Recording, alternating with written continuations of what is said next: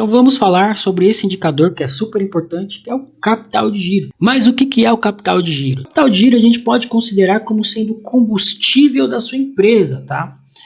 Digamos que a sua empresa seja um veículo e sem a gasolina, sem o combustível, seu veículo ele não consegue andar, tá? Capital de giro é todo o dinheiro necessário para manter a sua empresa funcionando, tá? É ele que sustenta as operações do dia a dia da sua empresa. Então aqui você vê o exemplo, é como se a sua empresa fosse um veículo e o capital de giro, o dinheiro necessário para manter a sua empresa funcionando, fosse o combustível, tá? Então quanto maior a sua empresa, mais capital de giro ela vai necessitar, tá? Quanto menor a sua empresa, menos capital de giro ela necessita, ok? E é importante você conhecer a necessidade de capital de giro da sua empresa, tá? Por quê? Para que você se previna de situações futuras como insuficiência de caixa, endividamento, tá? O capital de giro ele te protege dessas coisas, tá? Ele te protege destas doenças do caixa da sua empresa, tá? Quando você não tem um capital de giro adequado, o que acontece? Você entra numa bola de endividamento, você vai ter que buscar esse capital em outro lugar, ou você vai ter que colocar dinheiro no seu bolso, ou você vai ter que arrumar um outro sócio, ou pegar empréstimos, tá? Então, se você não souber controlar ou administrar, ou até mesmo se você não sabe quanto de capital de giro a sua empresa necessita, então, a partir de agora, você pode já resolver esse problema, tá? E aprendendo a como calcular o capital de giro, a necessidade de capital de giro da sua empresa, tá bom? E antes da gente entrar em como calcular o capital de giro do seu negócio, da sua empresa, você precisa entender que existem produtos e serviços que são chamados de tomadores de caixas e também aqueles que são chamados de geradores de caixa, tá? Aliás, existem também empresas, tá, que têm na sua característica sendo empresas tomadoras de caixa, tá? A empresa ela é tocada de uma forma o que faz que ela seja uma empresa tomadora de caixa, tá? E também existe aquelas que são geradoras de caixa, tá? Vamos falar aqui primeiro das tomadoras de caixa, tá? Produto tomador de caixa é aquele produto que o dinheiro ele sai primeiro do caixa, seja para comprar um produto para revenda, seja para formar estoque, tá? Ou para que você compre um material para prestar o seu serviço, tá? Primeiro você tem esse desembolso, tá? E só depois, lá na frente, você vai receber o dinheiro desta venda, o dinheiro dessa prestação de serviço, tá? Então, o dinheiro sai primeiro do seu caixa e só depois de alguns dias que esse dinheiro volta ali para o seu caixa, tá? Esses são os tipos tomadores de caixa. Já os geradores de caixa, ao contrário, você vai trabalhar com o dinheiro do seu cliente, tá? Mercado geralmente é assim, né? Supermercado. Supermercado geralmente ele trabalha assim, porque ele recebe ali na hora e ele tem prazo com os fornecedores, tá? Então, no caso de produtos geradores de caixa, o que acontece? Você recebe antes do seu cliente, o dinheiro entra primeiro no seu caixa e só depois, lá na frente, você vai pagar o seu fornecedor e também vai honrar com as demais despesas da sua empresa, tá? O dinheiro entra no seu caixa primeiro e só depois você vai ter os demais desembolsos, tá? Então essa é a diferença. Só que veja bem, tanto tomadores de caixa quanto geradores de caixa, os dois podem dar problemas para o seu negócio, tá? No caso dos tomadores de caixa é muito mais óbvio, né? Porque o dinheiro saiu do seu caixa, se ele demorar para retornar a entrar no seu caixa, quando vier um boleto e você não tiver um dinheiro em caixa, você vai ter que buscar um empréstimo, buscar outra alternativa de financiamento para poder honrar com as suas despesas, né? Então, os tomadores de caixa é muito mais óbvio você entender, né, o problema. Então, no caso dos geradores de caixa, o que acontece? O empresário ele vai lá, olha no saldo da empresa, no saldo bancário da empresa, e ele vê aquele montão de dinheiro, tá? Aquele dinheiro que nem deveria estar lá.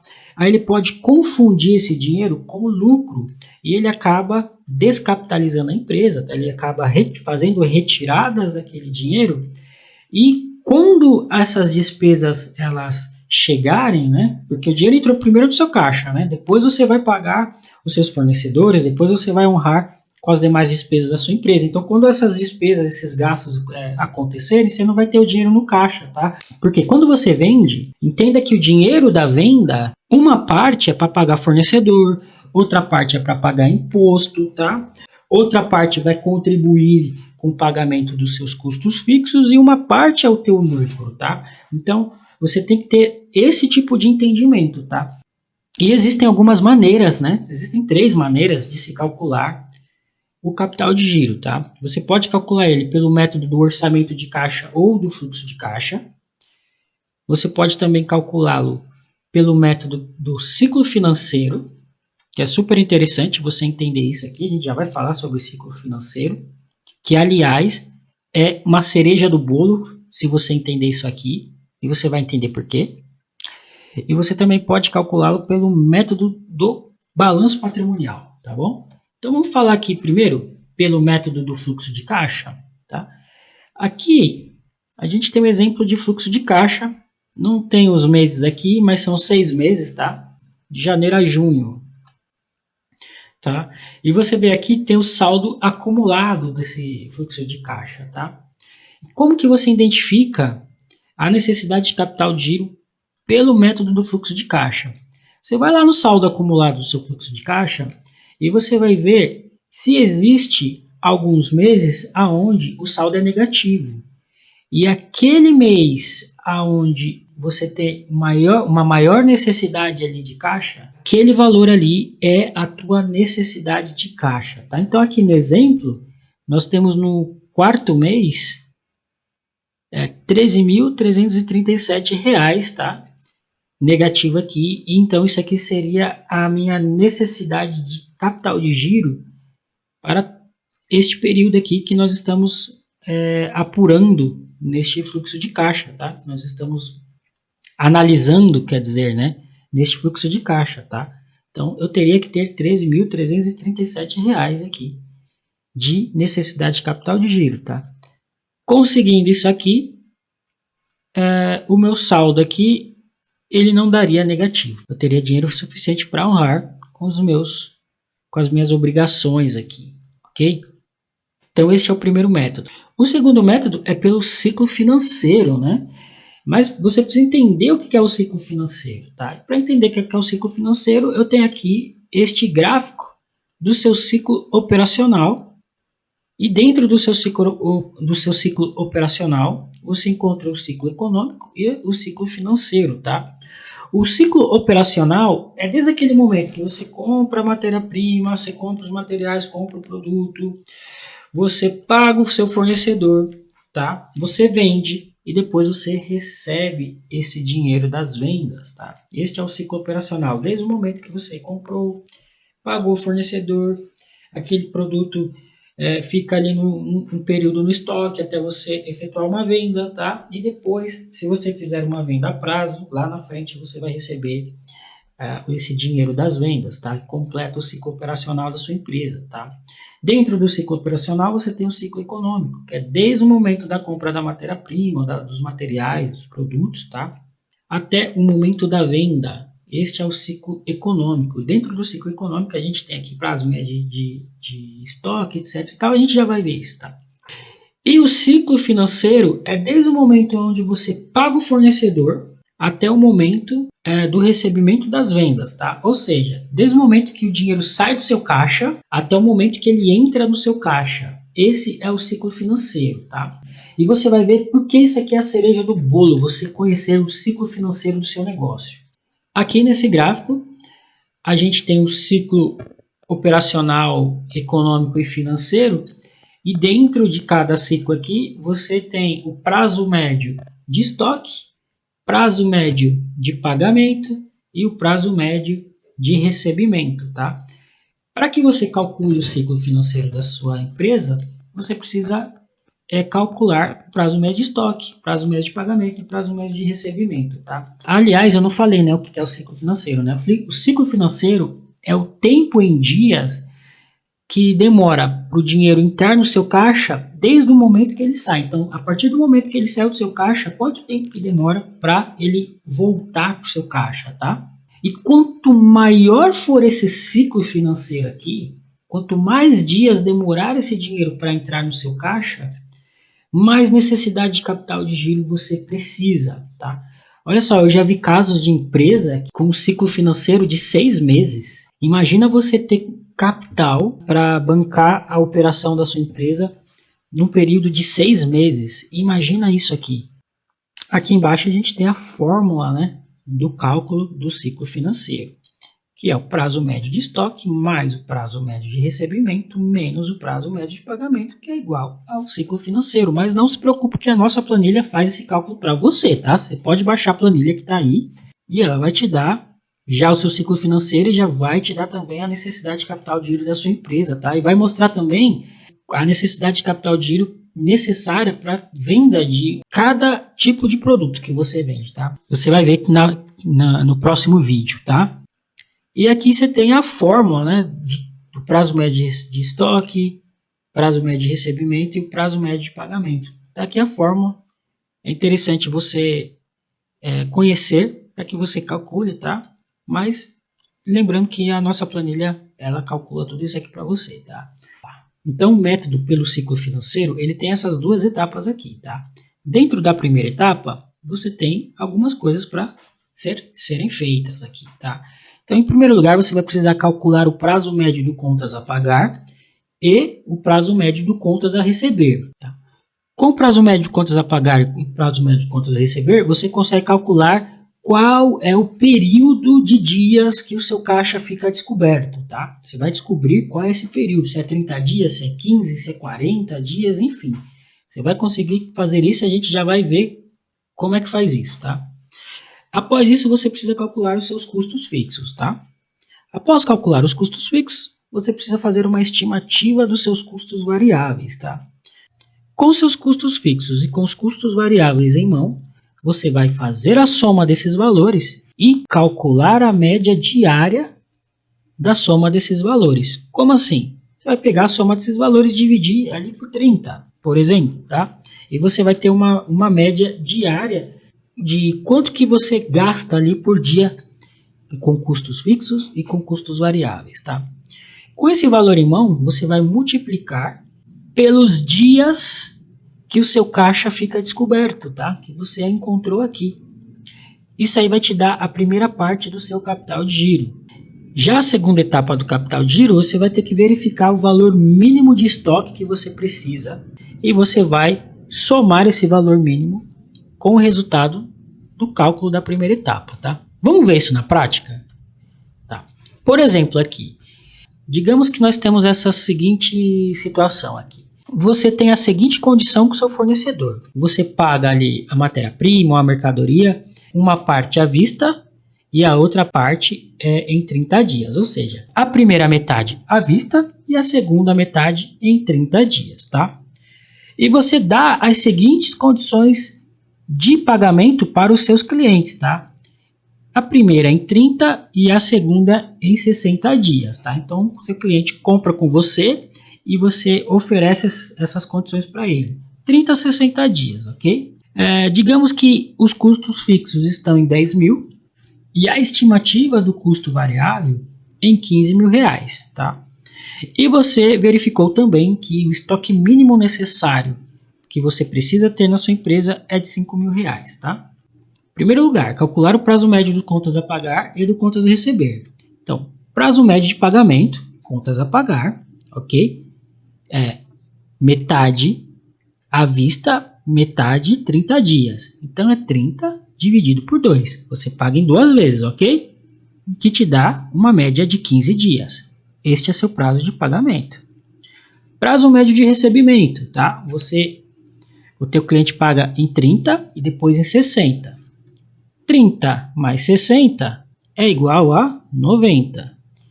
90 dividido por 2, 30, 60. 90 dividido por 2 igual a 45 dias.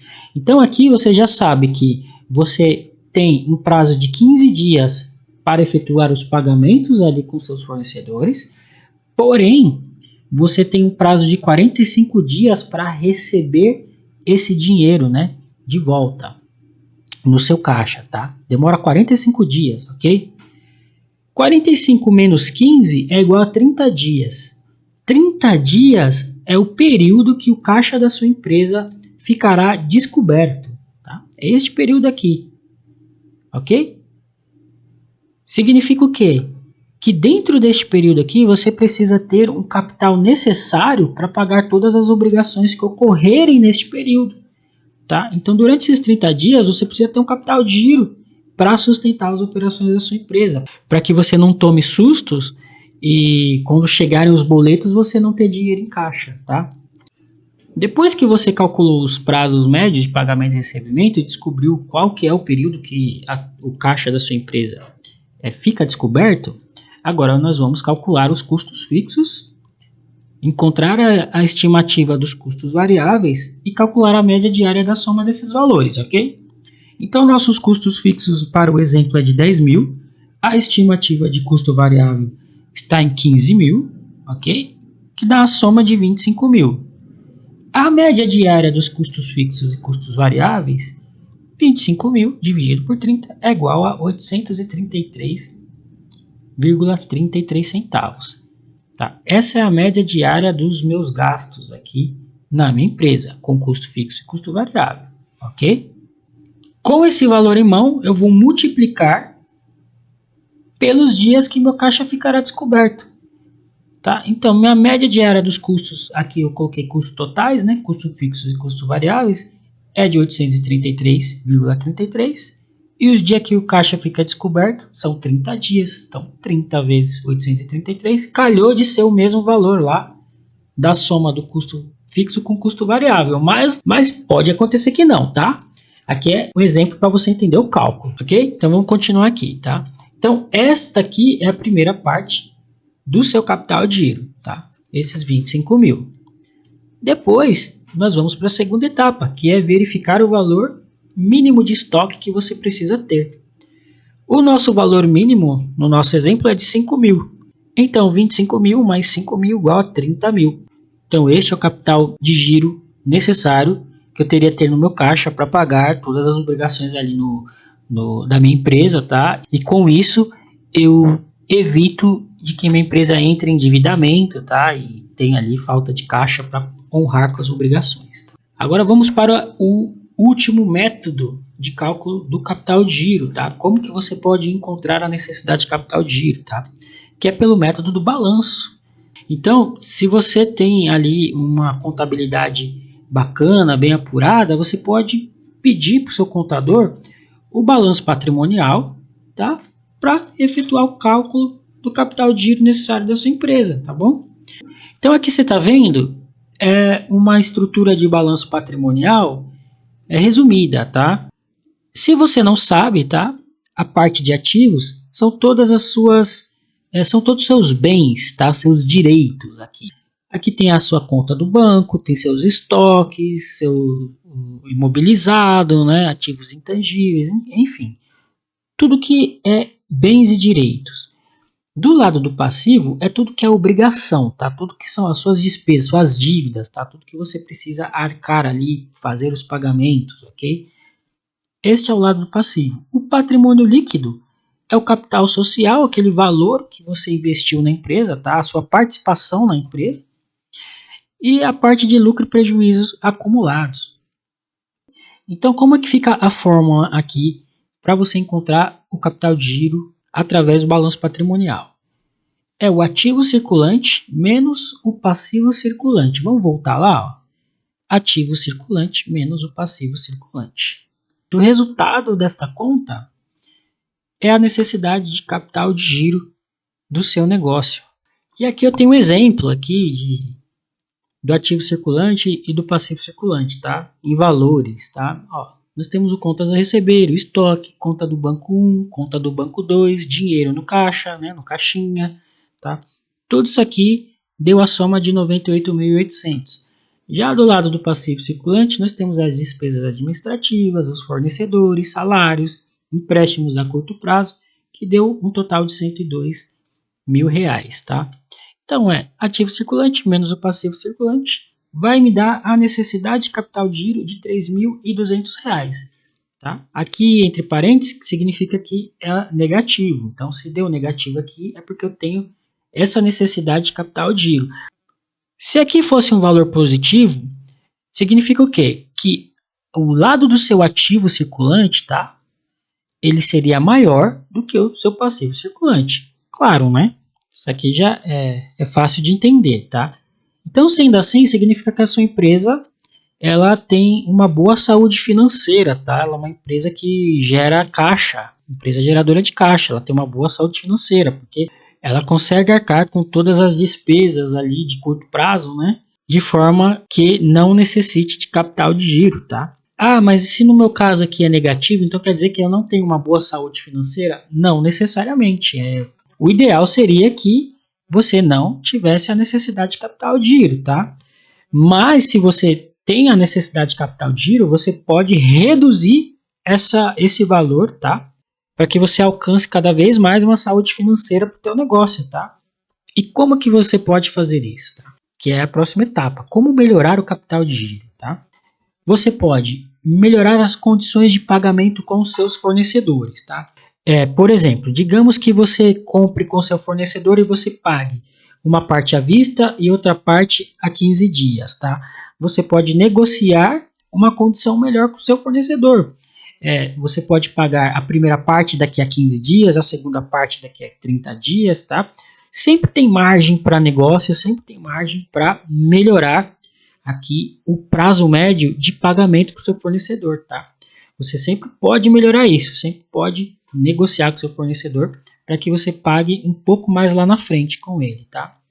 Outra forma é você adiantar os recebíveis, tá? Ali com os adquirentes, né?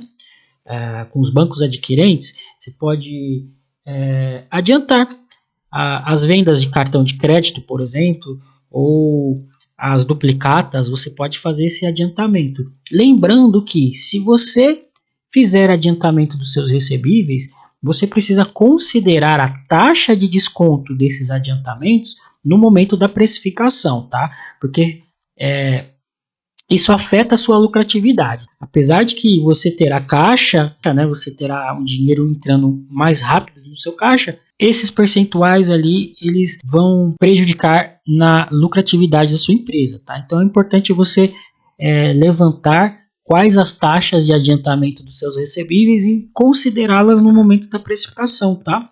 Para que isso não prejudique a sua lucratividade.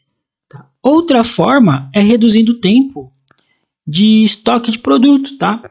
Quer ver um exemplo? Digamos que você faz uma compra de mercadoria a cada 30 dias, tá? Então a cada 30 dias você compra um determinado volume dessas mercadorias, tá?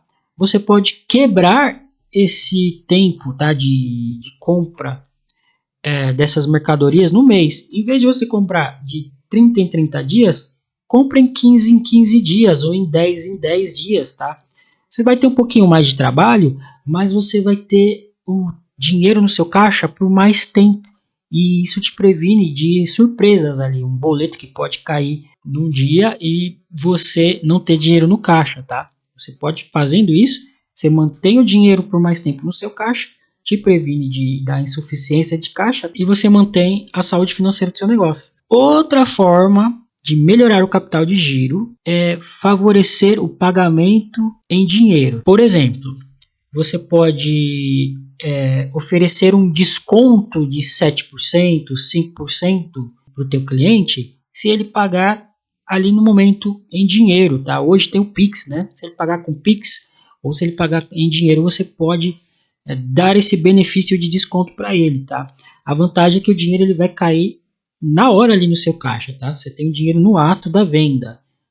E outra forma é reduzir o prazo médio de recebimento. Se você dá muito prazo para o seu cliente, você pode diminuir esses prazos para o seu cliente, tá?